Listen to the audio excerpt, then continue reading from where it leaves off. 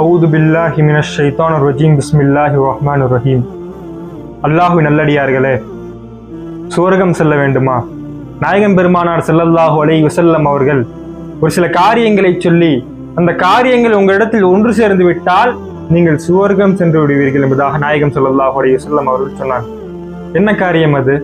நாயகம் ஸல்லல்லாஹு அலைஹி வஸல்லம் அவர்கள் சஹாபாக்களை பார்த்து கேட்கிறாங்க, உங்கள யார் இன்னைக்கு நோன்பு நோட்டுறது? அபூபக்கர் சித்திக் ரலியல்லாஹு தஆலா அன்ஹு சொல்றாங்க, நான் இன்னைக்கு நோன்பு வச்சேன்.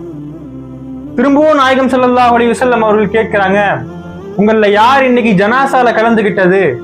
அபூபக்கர் சித்திக் ரலியல்லாஹு தஆலா அன்ஹு அவங்க சொல்றாங்க, நான் இன்னைக்கு ஜனாசால கலந்துகிட்டேன்.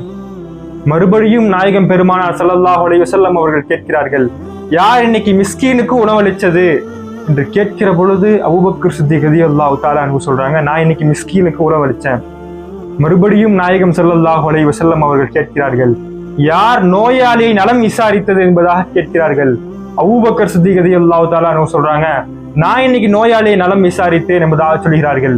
இதை கேட்டுவிட்டு நாயகம் பெருமானார் ஸல்லல்லாஹு அலைஹி வஸல்லம் அவர்கள் சொல்கிறார்கள், எவரிடத்தில் இந்த காரியங்கள் ஒன்று சேர்ந்து விடுமோ அவர் சுவர்க்கம் சென்று விடுவார். சுப்ஹானல்லாஹ். இந்த காரியங்கள் ஒன்று சேர்ந்து விட்டால் சுவர்க்கம் சென்று விடுவோம் என்பதாக நாயகம் ஸல்லல்லாஹு அலைஹி வஸல்லம் அவர்கள் சொல்லிவிட்டார்கள். அதே போன்று நம்முடைய வாழ்க்கையிலும் இது போன்று நல்ல காரியங்கள் ஈடுபடக்கூடிய பாக்கியத்தை வல்ல ரஹ்மான் நம் அனைவருக்கும் தந்தருள் புரிவானாக.